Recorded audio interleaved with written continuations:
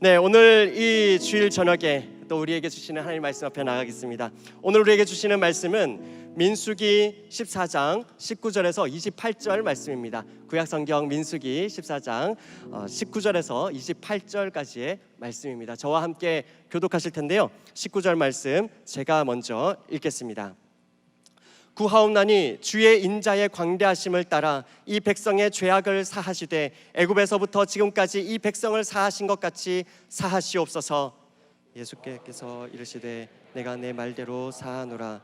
그러나 진실로 내가 살아있는 것과 여호와의 영광이 온 세계에 충만할 것을 두고 맹세하노니 내 영광과 애굽과 광야에서 행한 내 이적을 보고서도 이같이 10번이나 나를 시험하고 내 목소리를 청종하지 아니한 그 사람들은 내가 그들의 조상들에게 맹세한 땅을 결단코 보지 못할 것이요 또 나를 멸시하는 사람은 한 사람도 그것을 보지 못하리라. 그러나 내 종 갈렙은 그 마음이 그들과 달라서 나를 온전히 따랐은즉 그가 갔던 땅으로 내가 그를 인도하여 드리리니 그의 자손이 그 땅을 차지하리라. 아말렉인과 가나안인이 골짜기에 거주하나니 너희는 내일 돌이켜 홍해 길을 따라 광야로 들어갈지니라. 여호와께서 모세와 아론에게 말씀하여 이르시되 나를 원망하는 이 악한 회중에게 내가 어느 때까지 참으랴. 이스라엘 자손이 나를 향하여 원망하는 바 그 원망하는 말을 내가 들었노라. 함께 했습니다. 그들에게 이르기를 여호와의 말씀에 내 삶을 두고 맹세하노라. 너희 말이 내 귀에 들린 대로 내가 너희에게 행하리니. 아멘. 네, 여러분 이 시간 우리 윤대형 목사님 지난 3번의 집회에 이어서 오늘 주일 예배 이미 함께 참여하셨고요. 또 예배 드리셨고 또 오늘 우리 수양의 집회로 또 섬기시는 일정 중에 있습니다. 정말 아비의 심정으로 또 목자의 심정으로 그렇게 귀한 말씀 전해주시고 또 함께 기도해 주신 목사님이신데요, 이 시간 우리 축복, 하나님의 축복이 우리 축복송으로 우리 목사님을 보내주신 하나님께 감사드리면서 우리 목사님 또 이 자리에 모셨으면 좋겠습니다. 여러분 괜찮으시면 우리 자리에서 함께 사랑하는 마음을 담아 일어나셔서 함께 축복함으로 우리 목사님 앞으로 모시겠습니다. 축복. 축복 하나님의 축복이 목사님 삶에 넘쳐나기를. 축복 하나님의 축복이 목사님 삶에 가득하기를 축복합니다. 우리 큰 박수로 맞이하면서 말씀 앞에 나가겠습니다.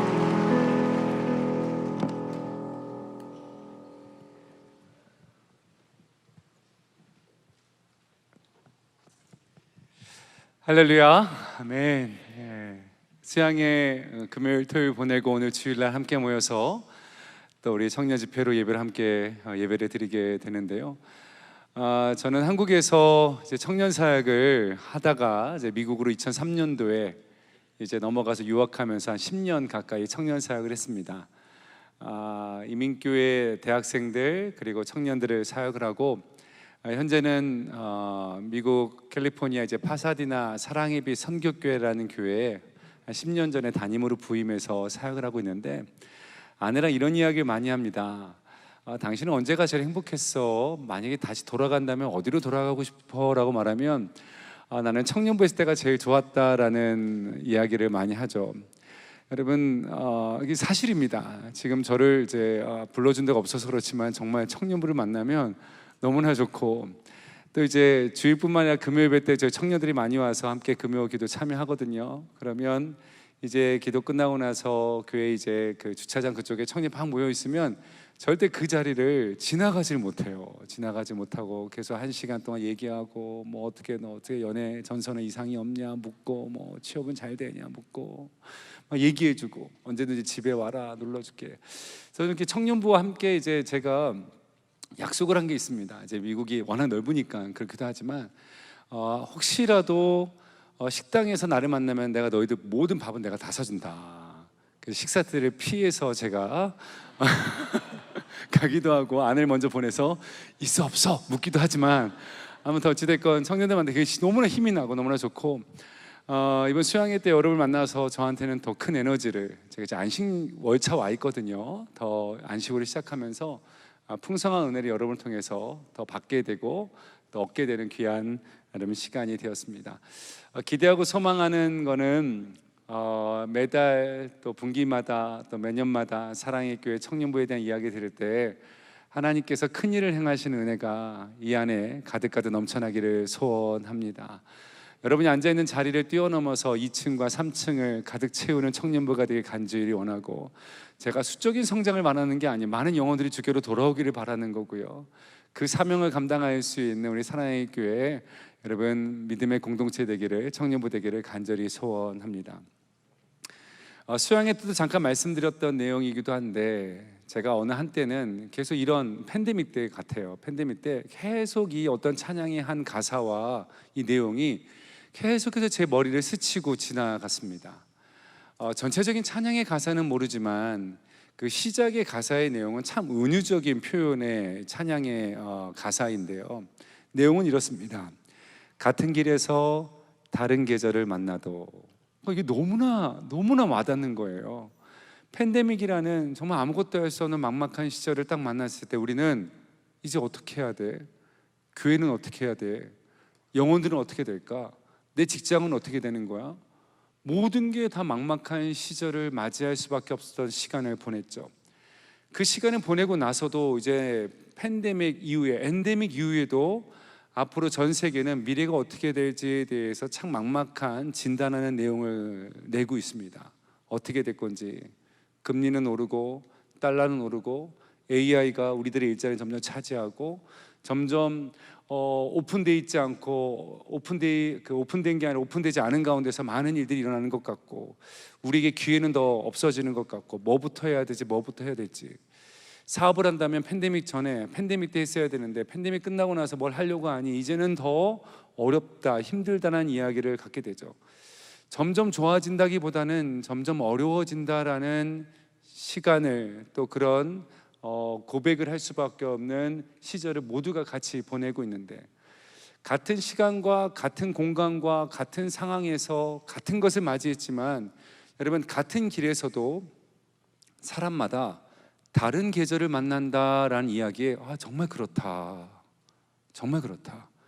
누구는 팬데믹이 와서 힘들다고 말하지만, 누구는 팬데믹 때문에 믿음이 자랐다고 말하고, 하나님을 사랑하는 게 뭔지 알았다고 얘기하고, 어떤 사람은 팬데믹 때문에 정말 이번이 기회다, 교회도 안 나갈 수 있고, 교회 나가면 얼굴 보기 싫었던 성도도 안 만나니까 너무나 좋고, 또 온라인 예배되고 너무나 좋고, 바도하는 사람도 없고, 목사님이 묻지도 않고 얼마나 편해요. 그런 사람도 있잖아요. 근데 오히려 그래서 신앙이 더 나태한 사람으로 가는 경우도 있지만, 또 팬데믹 때 오히려 교회를 사랑하게 되었다고 말하고, 또 오픈되기만 하면, 전 세계에 그 하늘길이 열리기만 하면 선교를 가겠다고 헌신하는 분들도 여러분 많이 올라왔습니다.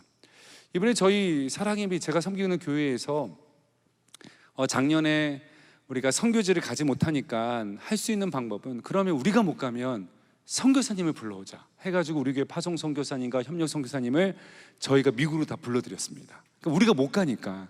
선교의 목적이 그렇잖아요. 선교사님을 위로하고 격려하고 또 임파워링 시켜서, 그래서 다시 본국으로 돌아오지 못하도록 귀로를 차단하게 해서 계속 그곳에서 인생을 마감하게끔 하는 게 어찌 보면 파송한 교회의 목적이잖아요. 돌아오지 못하도록 당신의 인생 거기서 마감해야 된다. 이게 어찌 보면 선교의 최고 후원이고 전략인데, 기도의 목적인데, 이번에 오게 했습니다.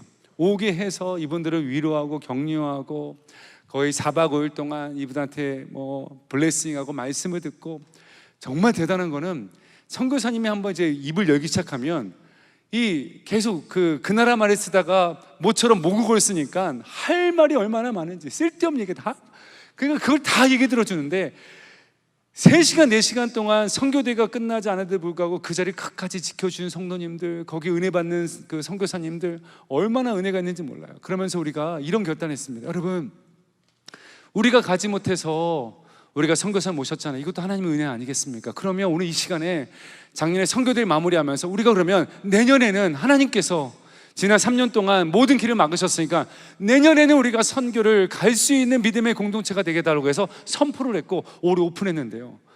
선교지가 오픈된 선교지가 여러분 오픈되자마자 2주 만에 마감됐습니다. 놀랍지도 않죠, 여러분? 너무나 대단한 공동체니까 우리 교회 너무 대단한 겁니다. 2주 만에 모든 선교지가 마감됐고요. 심지어는 아르헨티나로 가는 선교팀은요, 심지어는 웨이팅 리스트까지 있었어요.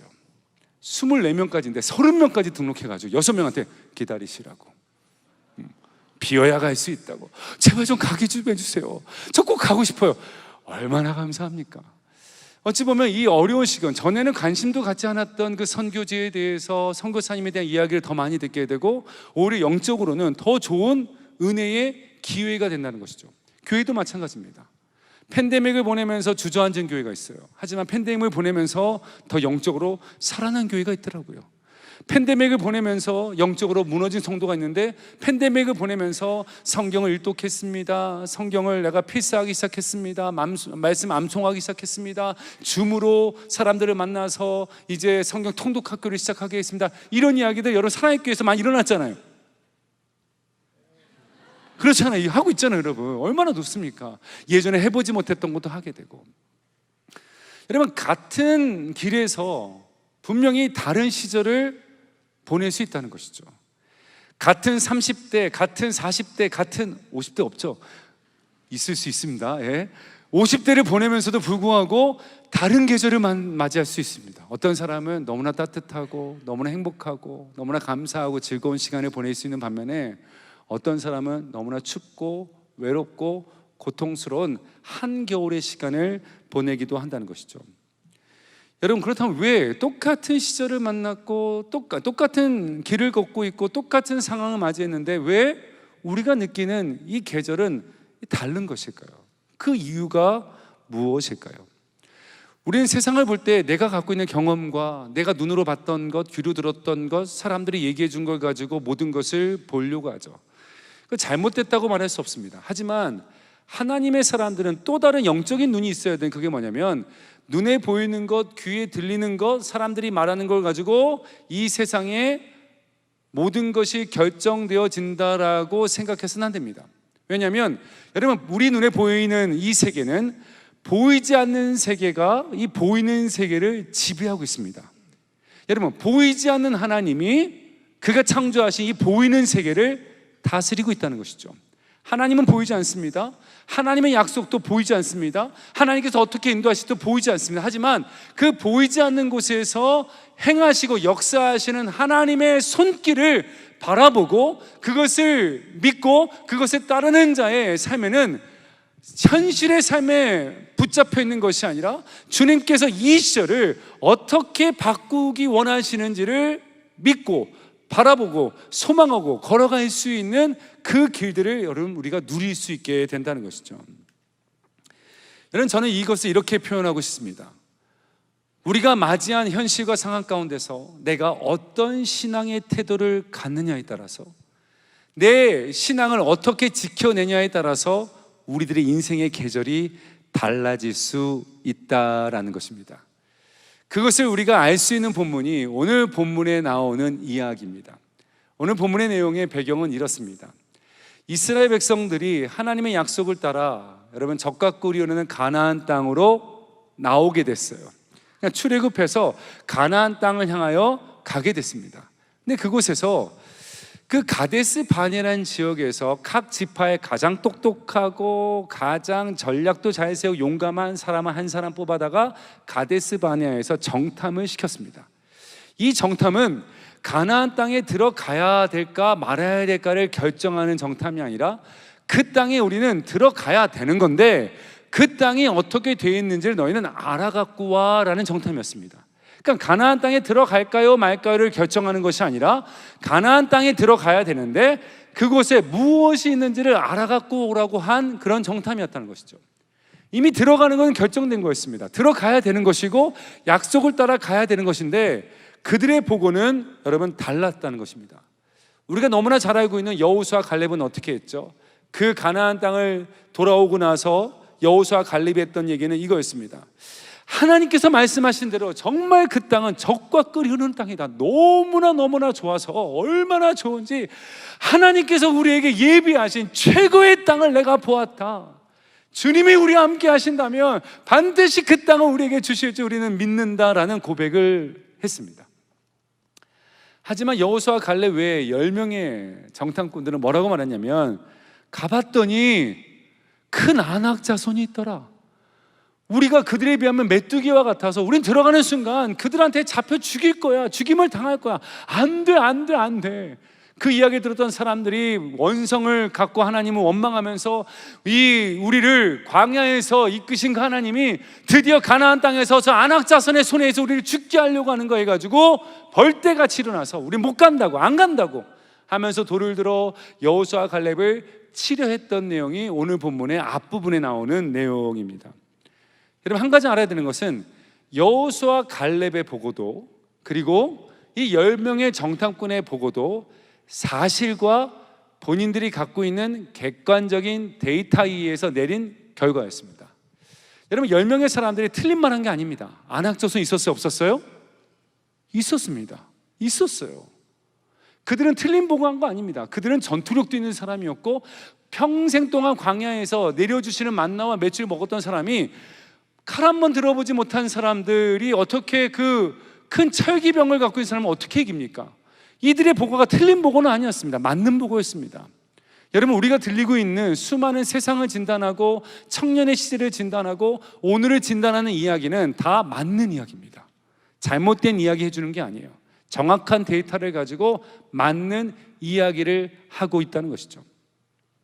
하지만 중요한 것은 여러분, 팩트보다 중요한 것은 우리의 삶에 펼쳐진 사실 위에 우리가 어떤 생각을 심느냐가 더 중요하다는 것이죠. 펼쳐진 환경과 상황 가운데 내가 어떤 생각을 심는가, 그 환경 가운데서 내가 사람의 생각을 심고 내가 걱정의 생각을 심고 내가 염려의 생각을 심는가, 아니면 펼쳐진 환경과 상황 가운데서 내가 하나님의 생각을 심고 성령의 생각을 심고 말씀의 생각을 심느냐에 따라 우리 인생의 결과가 여러분 달라진다는 것이죠. 여호수아 갈렙 위에 10명의 정탐꾼과 그리고 이스라엘의 200만의 모든 사람들은 다 자신의 생각을 심었습니다. 안 돼, 안 돼, 안 돼. 우리는 절대로 아낙 자손을 이길 수 없어.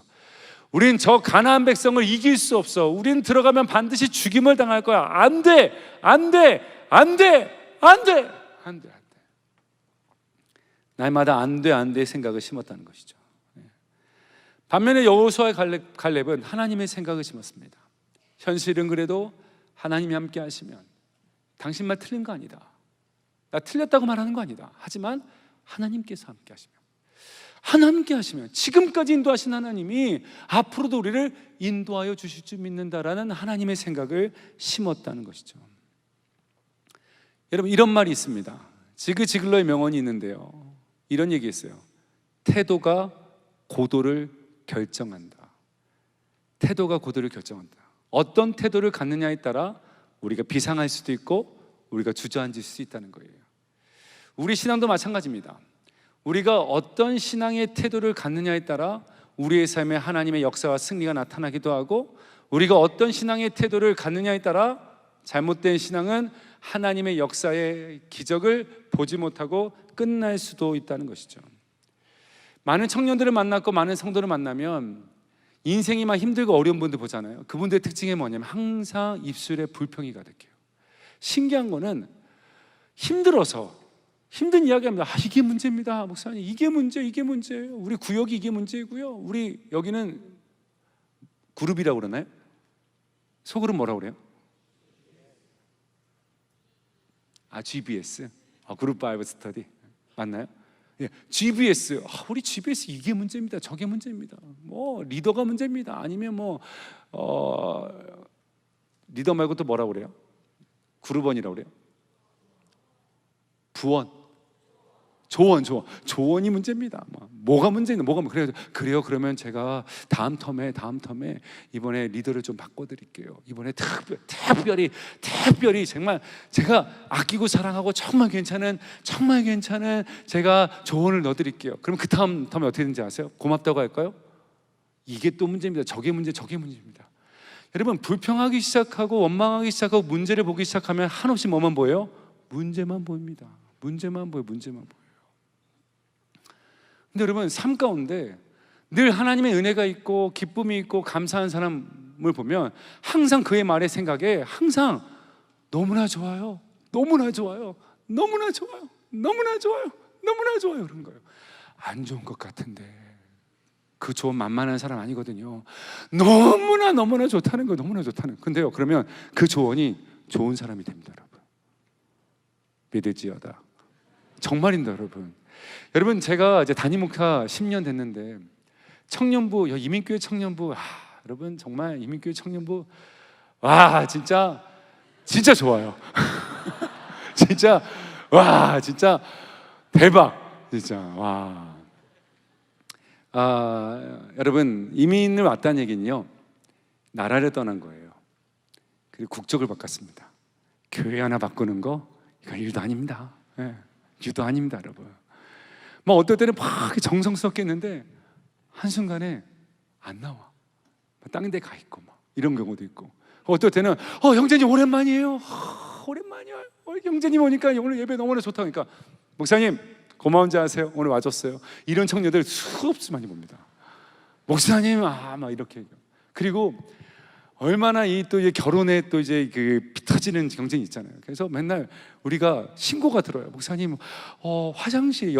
화장실에 못 가겠대요. 자매들이 무서워서. 언니들이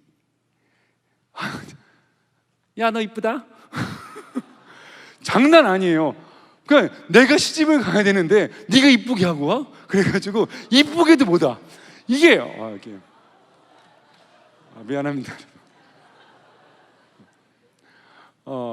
우리 사랑의 교회 청년부는 안 그런 공동체인 줄 믿습니다. 어쩔 수 없죠. 전 다 이해합니다. 별의별 일도 있고 장난 아닙니다. 그런데요, 이거 이제 설교하면서 얘기하는 건데 저는 한 번도요, 현실은 그런데 누가 얘기하죠. 목사님 힘들죠? 나 너무 좋아요. 너무 행복해요. 저희 어머니가 그 목사님 사모님이시거든요. 아버님이 소천하셨지만 지금 90세 된 어머니가 계시는데 항상 어머니가 지금 제가 10년 담임 목회한 거 할 때마다 전화합니다. 유 목사 어때? 목회해주면 어때? 힘들게 하는 사람 없고? 엄마 너무 좋아. 너무 잘해줘. 너무 좋아. 진짜 좋아요. 진짜 좋아요. 그런데 여러분, 현실은 좋을까 안 좋을까요?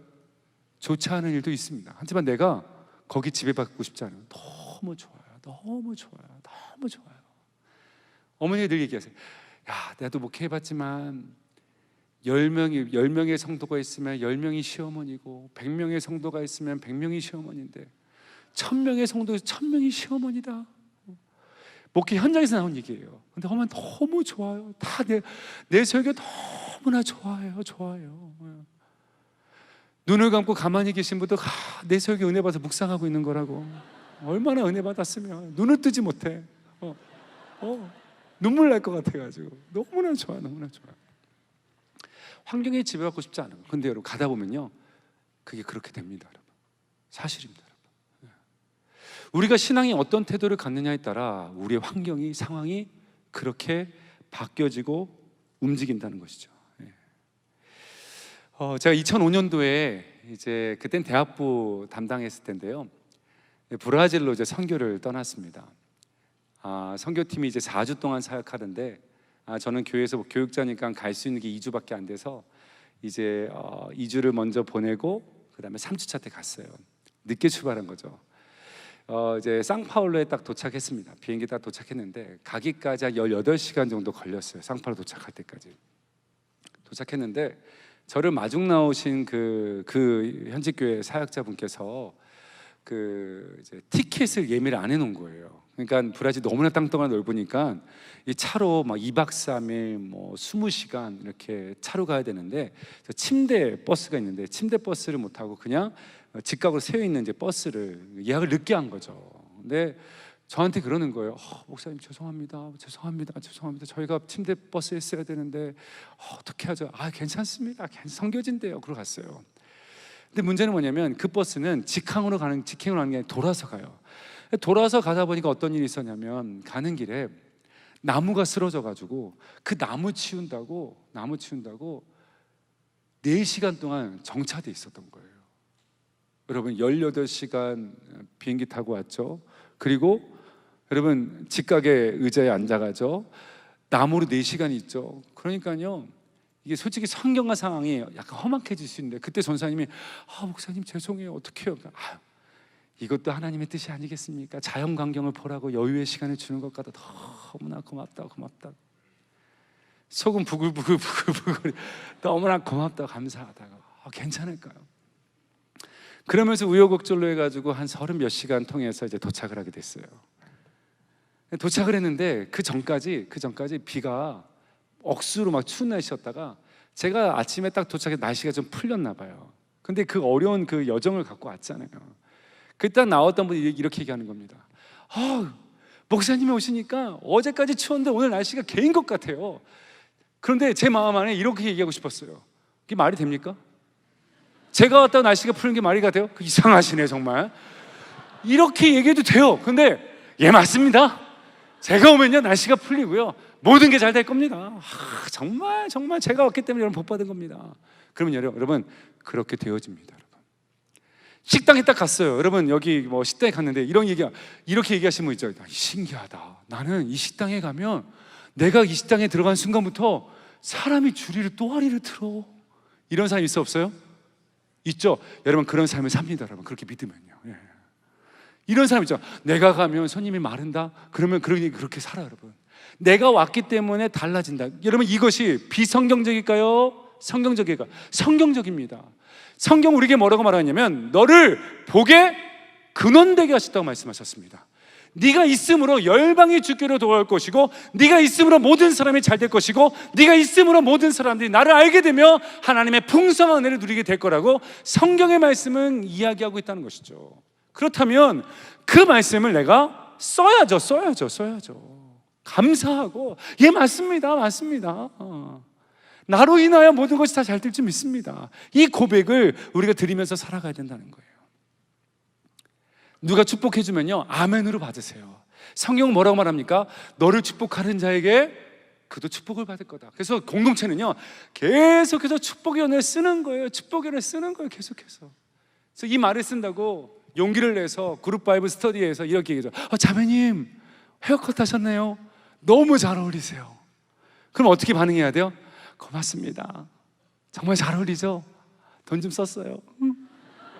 고맙습니다. 해야 되는데, 그러면 전에는 안 올렸어요? 이런 사람 있어 없어요? 있습니다. 꼭 있습니다. 받으세요 여러분. 축복으로 받으세요. 그리고 축복을 해주시는 겁니다. 여러분 잘 될 거야. 하나님 함께 하시니까. 넘칠 거야. 주님께서 부어주시니까. 여러분의 인생 가운데 전 믿는 것은 반드시 주님께서 여러분 인생에 좋은 직장을 주실 것이고요, 이게 문제라니까요. 아멘. 여러분 인생에 가장 완벽하다고 말할 수 없지만 여러분이 가장 적합한 배우자를 주실 줄 믿습니다. 아멘. 받으셔야 되는 거예요. 이 신앙의 태도가요 우리의 삶을 주님의 약속의 현장으로 이끌어가기 시작한다는 것이죠. 근데 이상하게도 여러분 옛날 분도 그렇고 요즘도 그렇지만 왜 이렇게 말을 좀 세게 하는지, 우리가 이런 말을 많이 썼던 것 같아요. 배불러? 죽겠네. 배고파? 죽겠네. 더워? 죽겠네. 추워? 죽겠네. 힘들어? 죽겠네. 좋아? 죽겠네. 뭐 계속 죽어. 그러니까요 죽겠다는 날 뭐예요? 부정적인 언어입니다. 여러분 부정적인 거예요. 그러니까 좋은데 왜 죽어요? 더 살아야지. 그게 아니라 이 언어를 여러분 성경적으로 어떻게 바꾸면요 죽겠네, 죽게 있네.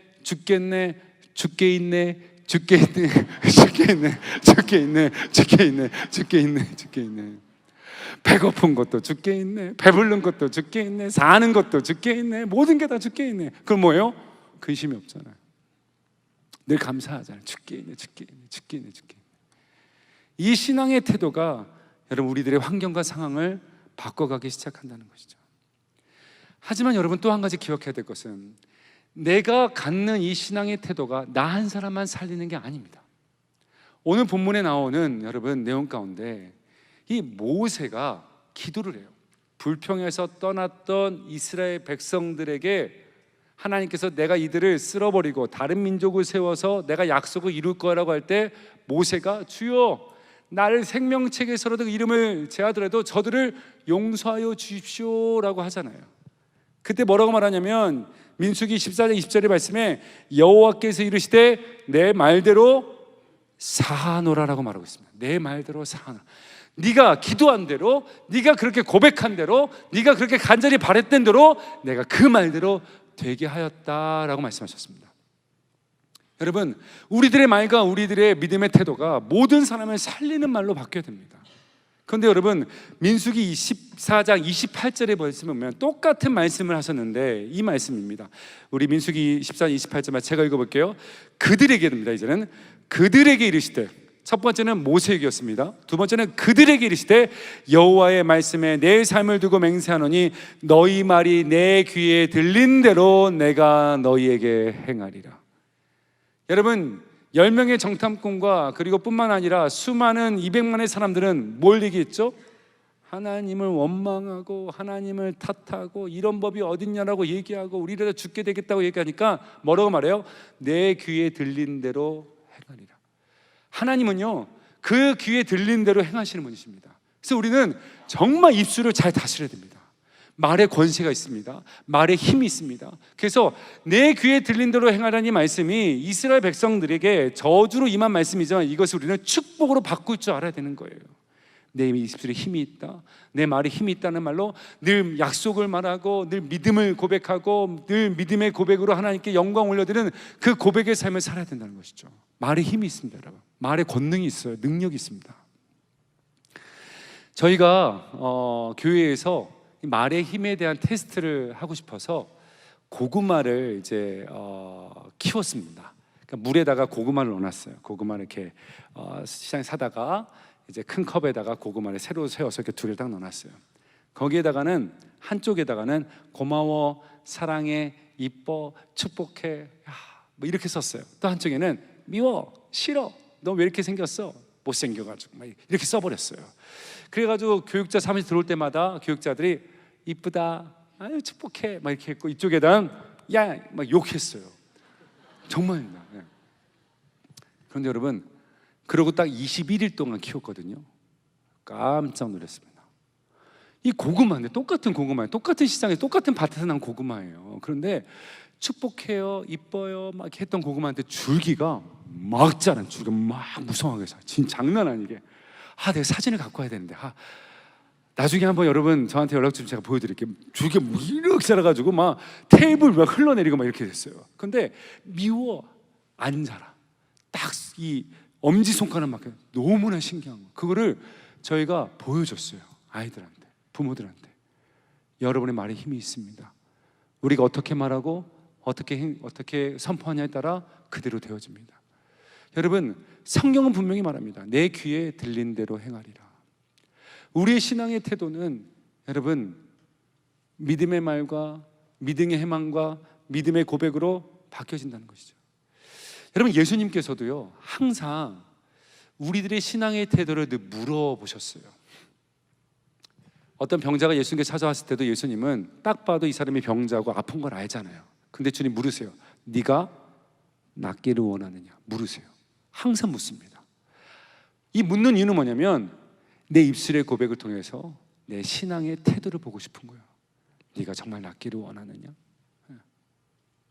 손 마른 자가 왔습니다. 네 손을 보이라 했을 때 주님 내가 손이 말라서 부끄럽습니다. 이거 아무도 못 고치는 손이에요. 보여달라고 하지 마세요 하는 사람은 못 고칩니다. 근데 주님 말씀하셔. 네 손을 내게 보이라 말씀하십니다. 왜요? 고치심을 믿고 보이라는 것입니다.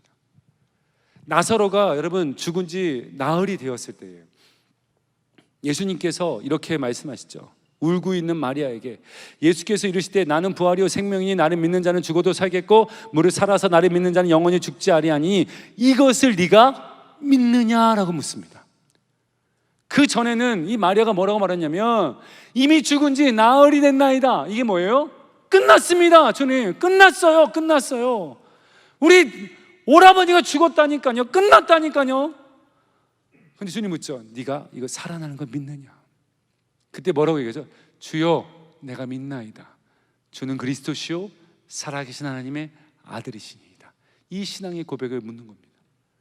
여러분, 우리들의 삶 가운데 늘 하나님께 나아갈 때 하나님 안 돼요. 더 이상 안 돼요. 이제 더 이상 안 돼요. 해봤어요. 해봐도 안 되는 거 어떡해요? 어떡해요? 근데 주님은 또 우리에게 찾아와서 똑같이 물으세요. 네가 나을 줄 믿느냐? 네가 다시 살 줄 믿느냐? 회복될 줄 믿느냐? 일어날 줄 믿느냐? 물으십니다. 그때 주여 내가 믿나이다. 살아계신 하나님께서는 나를 살리시고 나의 인생의 길을 열어주시고 나에게 하늘의 신령한 것과 땅의 기름진 것으로 넘치도록 부으시는 것을 나는 믿나이다. 이 신앙의 태도가 하나님의 기적이 우리의 삶에 나타나기도 하고 하나님의 역사가 우리 가운데 숨쉬기도 하고 하나님의 능력을 보는 자로 우리가 살아가게 되는 줄 믿습니다. 그렇다면 이 신앙의 자세는 우리가 만들어갈 수 있을까요? 사람이 너무나 지쳐버리면 패배주의와 실패의식에 빠져서 그 무엇도 기대하지 않게 돼요. 어떻게 해야 우리가 이 신앙의 바른 믿음의 태도를 가질 수 있는 것일까요? 가장 샘플 되시는 분이 저는 예수 그리스도시라고 생각됩니다. 예수님께서 지난 3년 동안 공생애를 하시면서 하셨던 일들은 한 인간으로서는 감당하기 힘든 너무나 많은 일들이었습니다. 사람들에게 손가락질을 받는, 위협을 받는, 죽음의 위기에 들어가는 수많은 어려움의 시간들이 있었어요. 뿐만 아니라 늦은 밤까지 사역을 해야 됐고 배에서 풍랑이는 배에서 잠을 청할 수밖에 없게끔 피곤함 가운데 또 강을 건너서 거라사 군대 귀신을 또 자유케 했던 정말 많은 일들을 예수님께서 감당하셨을 때에 그 예수님께서 이와 같은 하나님의 기적과 같은 일들을 행할 때에 특징적인 게 하나 있는데 그게 뭐냐면 예수님은요 항상 하늘을 우러러 보시고라고 얘기했어요. 하늘을 우러러 보시고 그리고 새벽 민명에 나아가 하나님께 나가 기도하시더라라고 나와요. 예수님도 우리와 같은 인간으로 오셨습니다.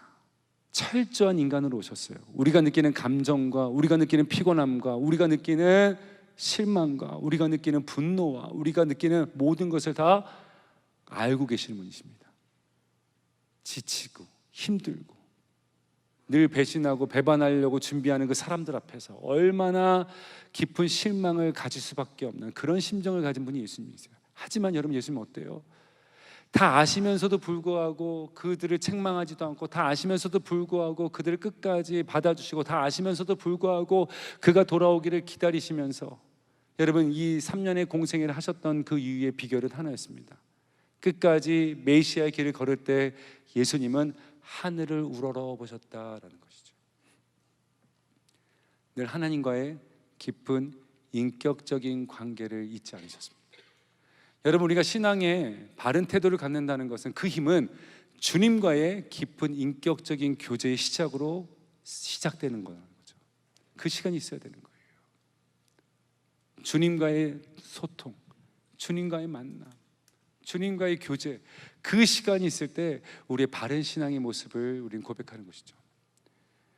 이스라엘 백성들이 40년의 광야 생활할 때 여러분 모세라는 사람이 있고 그를 따르는 200만의 사람이 있었어요. 생각을 해보십시오. 여러분 성경을 읽으셨으니까 출애굽기에 나오는 그 출애굽할 때 누가 더 컴플레인을 많이 해야 되죠? 생각해 보세요. 모세만큼 억울한 사람이 어디 있어요? 모세는요 80세 나이에 그가 40세 때 이스라엘 백성을 구해주기 위해서 이제는 내가 애굽의 왕자니까 도와주려고 했다가 배신을 당했고 그 다음에 그 사람한테 고발을 당해서 살인죄라는 죄를 쓰고 이제는 궁궐에도 못 살고 광야에 40년 살았는데 하나님이 불러서 도와줬던 이스라엘 백성에게 배반하겠다는 그 감정이 있는데도 불구하고 너가 나의 백성을 출애굽하란 말에 명령을 따라서 그들을 데리고 나왔는데 펼쳐지는 건 뭐예요? 물도 없어요. 어떨 때는 먹을 것도 없어요. 이스라엘 백성이 막 반항해요. 막 욕해요. 네가 뭐냐? 네가 뭐 지도자냐? 막 얘기해요.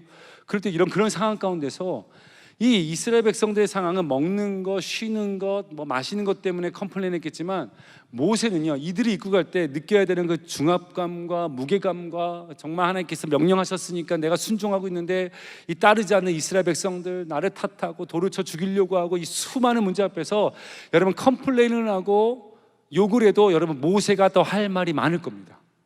그런데 여러분 성경을 보면요, 모세는 불평하지 않아요. 모세는 끝까지 40년의 그 사명을 갔습니다. 하지만 이스라엘 백성은 끝까지 불평하는 거예요. 모세가 40일 동안 그 시내산에 올라갔더니 이들이 모여서 뭘 했죠? 금을 다 가지고 와라. 아론이 금을 가지고 와라 해가지고 그거를 불에 녹였더니 뭐가 나왔어요? 금송아지가 나왔어요. 금송아지가. 그러면서 뭐라고 말하죠? 이 금송아지가 우리를 인도한 여호와 하나님이라고. 모세가 열받아가지고 아론에게 묻습니다. 이게 대체 어떻게 된 거냐 했더니 아론이 야 정말 제가 성경 나오는 거짓말 가운데 이런 거짓말, 이런 새빨간 거짓말 처음 봐요. 아, 금을 녹였는데 금송아지가 나왔어. 이게 아론의 답변이었습니다. 믿을 놈 정말 없다, 이런 거 있잖아요. 여러분 이런 똑같은 환경 가운데서도 모세가 묵묵하게 하나님의 행하심을 바라고 하나님 그들 용서하달라고 말하고 이렇게 믿음의 태도를 끝까지 지킬 수 있었던 그 이유의 하나는 뭐냐면요, 모세는 하나님과 대면하였던 사람이고 이스라엘 백성은 하나님을 몰랐던 자였더라라는 거예요. 이게 극단적인 차이입니다, 여러분. 하나님을 대면했던 사람은 어떤 어려움을 만나도 그 가운데서 신앙의 바른 믿음의 태도로 하나님의 기적의 일들을 열어가고, 하나님을 모르고 하나님과 교제하지 않는 사람은 작은 하나의 문제 앞에서도 무너지고 쓰러지는 인생의 길을 걷게 된다는 것이죠.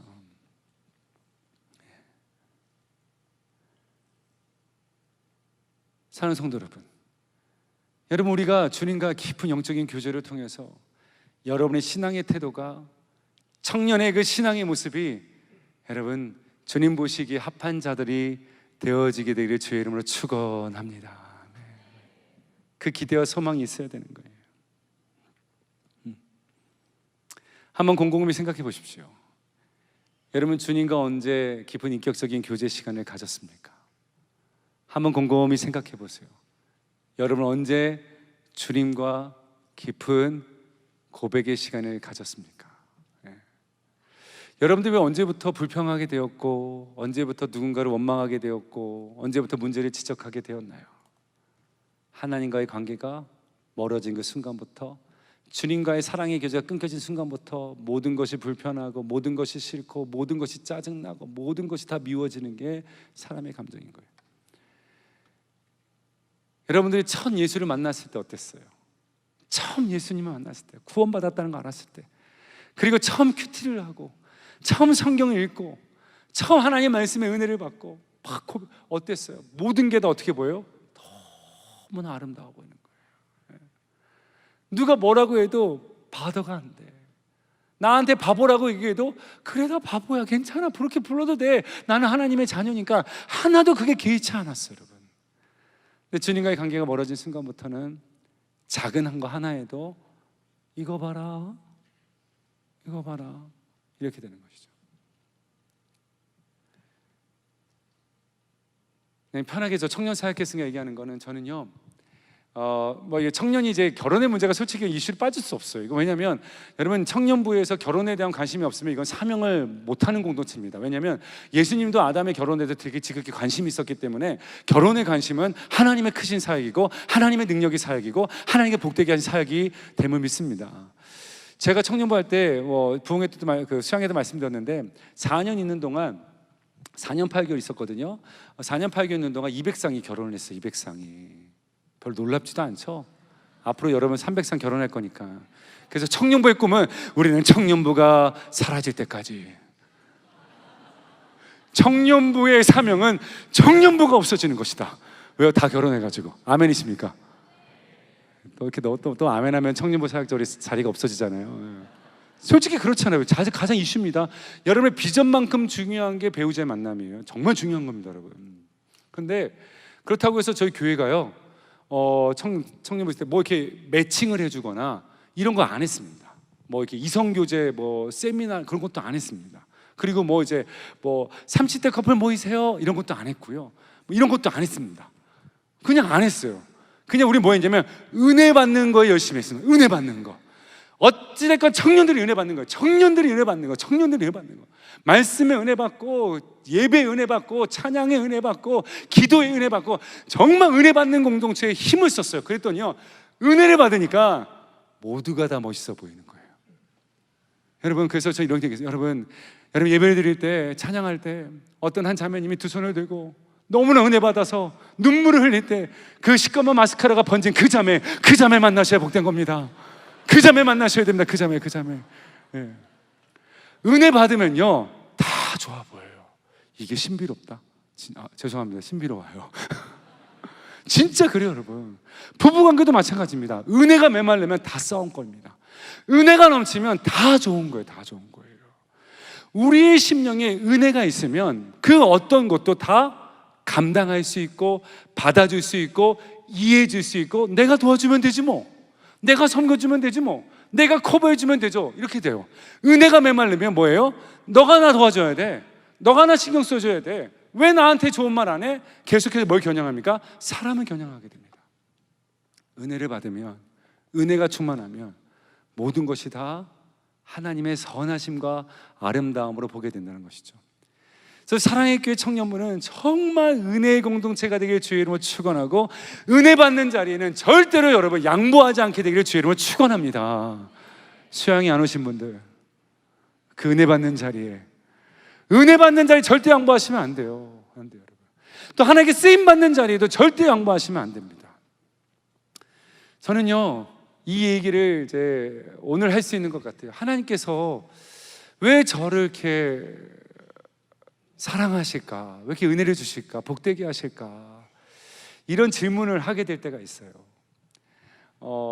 참 이렇게 젊은 나이에 이제 어떤 하나의 큰 공동체를 맡는 것도 너무나 감사하고, 뭐 부담감도 있었지만, 또 39살이란 나이에 현재 사랑의 예비 성교회 담임 목사로 부임해서 이제 10년이 된 것도 너무나 감사하고 정말 은혜로웠고, 그리고 나를 힘들게 하는 사람도 있고 어렵게 하는 사람도 있지만 그 가운데서 정말 믿음의 동력자를 보내주셔서 막아주시고 안전한 길도 인도하시고 정말 행복한 목회를 할 수 있도록 하나님께서 길을 열어준 축복이 무엇일까라고 이야기한다면 저는 크게 두 가지를 말할 수 있는 것 같아요. 첫 번째는 제 항상 중심은 교회에 있었습니다.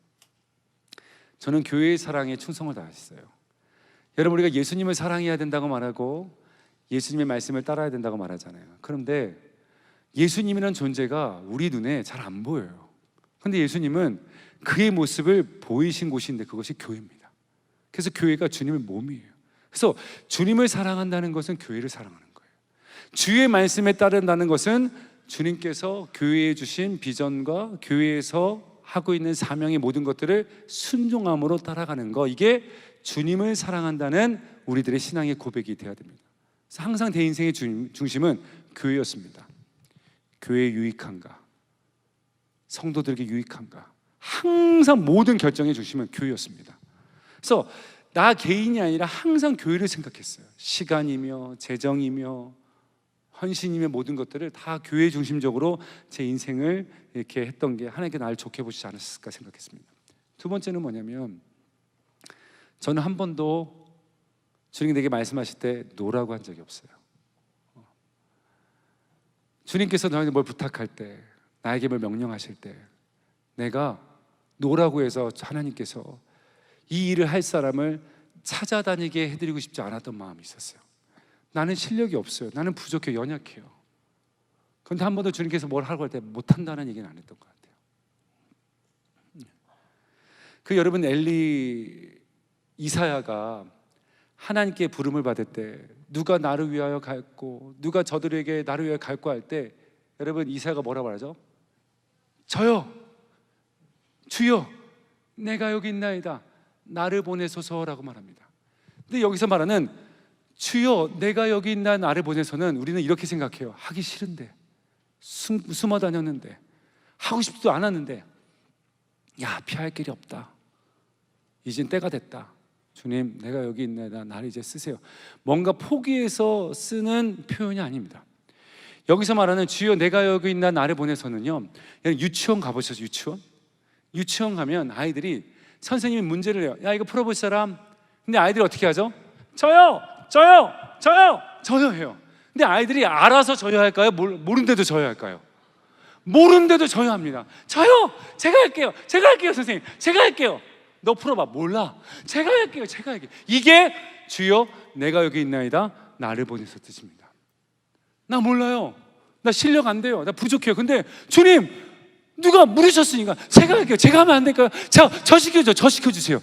이게 그겁니다, 여러분. 그래서 저는요, 교회에서 사역을 하면서 또 저희 이제 영적인 지도자죠, 목사님, 담임 목사님이, 유 목사 어느 날에는 이제 저희 교회가 남가산에 이렇게 부목사 있었을 때 토요 새벽 기도가, 여기 토요 새벽 기도 있었어요. 근데 담임 목사님이 토요 새벽 기도를 시키는데 보니까 이것저것 물어봤는데 목사님들이 목사님 제가 뭐 일이 있어서, 목사님 뭐가 있어서, 목사님 뭐가 있어서, 이렇게 계속해서 탁구공처럼 핑퐁 쳤다가 청년부 사역자인 저한테까지 온 거예요. 이 말은 시킬 사람이 없다 보니까. 그래서 전화할 때도 담임 목사님이 목사님 참 미안한데 뭐요 목사님, 이번 주도 아니 내일이었어요. 내일이었어요. 금요일이었습니다. 금요일에 전화 왔습니다. 내일 토요 새벽 예배 어떻게 될까요? 예 목사님 할게요. 예 할게요 목사님. 몇 분 전하면 됩니까? 한 30분. 목사님 고맙습니다. 제가 하겠습니다. 네. 밤새야 돼. 그런데 제가 담임 목사님이 뭘 할 때 시킬 사람 없어서 찾아다니게 하고 싶진 않았어요. 제 마음에 주님의 그런 마음이 있어요. 주님 제가 할게요. 안 되면 제가 할게요. 제가 드리면 되죠. 그게 뭐가 문제예요? So what? 뭐 어차피 다 하나님의 건데 주님 책임져 주시겠지. 제가 갈게요. 그럼 제가 갈게요. 제가 생각할 때 그걸 주님께서 기쁘게 보시지 않으셨을까? 여러분 인생에 이런 거 있어야 되지 않겠습니까? 난 모르겠어, 날 왜 이렇게 축복하시는지. 난 아무리 생각해도 잘 모르겠어. 왜 이렇게 하나님 내 인생에 길을 열어주시는지. 아무리 생각해도 왜 이렇게 나의 삶에 은혜가 넘치는지 정말 모르겠어. 이게 여러분 복받은 자의 삶입니다, 여러분. 맞다고 하잖아요, 지금. 맞다고. 맞아요 하잖아요. 올소이다 하잖아요. 우리의 신앙의 태도가요, 하나님의 은혜의 문을 열어가는 겁니다. 사랑하는 성도 여러분, 똑같은 길에서 다른 계절을 만납니다. 전 여러분들이 엔데믹 이후에 이 불안한 이 길에서 여러분들에게는 하나님의 은혜의 계절이 임하게 되기를 간절히 원합니다. 그러기 위해선 바른 신앙의 태도를 가져야 돼요. 한편의 설교 이야기를 하고 여러분 설교를 마무리를 마치려고 합니다. 여러분들이 이 영화를 아실 거라고 생각됩니다. 25년 전에 이제 개봉된 영화인데요. 로베르토 베니니 감독의 그 인생은 아름다워라는 영화 아십니까? 혹시 보신 분? 많이 보셨네요. 되게 명작입니다. 여러분 오늘 시간 나시면 꼭 여러분 그 영화를 한번 보셨으면 좋겠어요. 그 영화는 너무나 가슴 아프고 너무나 참혹한 현실의 상황에 배경을 둔 여러분 영화의 내용입니다. 하지만 가장 슬프고 가장 안타까운 현실의 이야기지만 가장 아름답고 가장 따뜻한 이야기로 표현되고 있는 영화이기도 하죠. 그 영화의 배경의 장면은 참혹한 유대인을 잡아가뒀던 아우슈비츠 수용소에서 아빠가 그 아들을 숨기고 그 수용소에 들어가게 됩니다. 그 아들 조슈아에게 그 아버지는 이렇게 얘기해요. 게임에서 1000점을 따면 탱크를 태워줄게 라는 이야기를 하고 이제 게임을 아우슈비츠 감옥에서 하게 됩니다. 근데 울거나 엄마가 보고 싶다고 울거나 배고파다고 때를 떼거나 너가 있어야 돼 그것을 시간을 지키지 않고 나오거나 그렇게 하면 점수가 감점이 되고 조용히 있고 또 아빠 말대로 잘하면 점수가 가산점이 되는 거예요. 그 아버지와 많은 성인들은 나가서 하루 종일 중노동을 하고 돌아오고 또 그 아이를 돌보고 그러면 점수를 그 아이가 따기 시작하는 것이죠. 그 아빠 그 기도는 결국 그 연합군이 들어올 때 나치에 의해서 너무나 전 살 줄 알았는데 마지막에 이제 아들을 지키려다가 그 아버지는 이제 총사로 죽임을 당하잖아요. 근데 그때까지 그 아들 조슈아는 이거 게임이라고 생각해요. 천점을 따야 되는 게임. 아침이 딱 되었을 때 여러분 탱크가 오는 걸 보고 아위 나 이겼다면서 탱크에 올라옵니다. 나 이겼다고. 그래서 이 아이가 성장해서 그 과거에 아버지가 해줬던 이걸 이제는 알게 된 거죠. 여러분 이 아이는 감옥이라는 현장이 있었지만 한 번도 감옥을 경험해 보지 않은 아이였습니다. 그렇잖아요. 처참하게 사람이 죽어가는 참혹한 현실이 있었지만 이 조슈아 아이는 한 번도 감옥에 살았던 적이 없었어요. 아버지와 가장 따뜻한 너무나 신나고 너무나 즐거운 재미있는 게임을 하고 있었던 것이죠. 이 아이가 그렇게 될 수 있었던 이유는 무엇일까요? 그것은 아빠와의 대화였습니다. 그리고 그의 귀와 그의 눈에는 항상 아버지에게 고정되어 있었어요. 그리고 아버지 말만 믿었어요. 영화의 내용에 보면 정말 피골이 상접해서 지쳐있는 그 수용소의 사람들이 그 아이를 보면서 뭔가 치근하게 쳐다보는 장면이 와요. 근데 그것도 아이는 눈치가 채워지지가 않아요. 왜요? 아빠가 해준 말이 맞고 아빠가 1000점을 따면 땡크를 준다고 했으니까 나는 재밌는 게임에 또 내일 시작하는 거야 라고 해요. 여러분 이 영화의 내용은 여러분 기독교적으로 보면 우리 인생은 똑같다고 생각됩니다.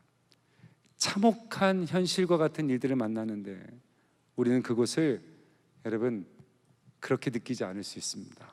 어떻게 할 때요? 우리 아버지 대신 하나님 앞에 나아가고 그분의 말씀에 귀를 기울이고 그분과 교제하고 그분의 말을 믿고 그분의 뜻대로 살아가면 어떻게 돼요? 아 왜? 나 이겼어요. 나 이겼어요 이제. 그런 날을 주님께서 우리에게 주실 줄 믿습니다. 기대하십시오. 소망하십시오. 그러기 위해선 날마다 바른 신앙의 믿음의 태도로 살아갈 수 있는 저와 여러분 되시길 주님의 이름으로 축원합니다. 주님 우리에게 말씀하십니다. 두려워 말라. 걱정하지 말라. 내가 너를 지켜줄게. 내가 너를 보호해줄게. 내가 너를 굳세게 해줄게. 내가 너를 인도해줄게. 나는 하나님이다. 만물을 지으신 하나님이야. 세상을 주관하신 하나님이야. 그러니까 걱정하지 마. 내가 너 보호해줄게. 이렇게 주님께서 오늘도 우리에게 말씀하여 주시고 인도하여 주실 줄 믿습니다.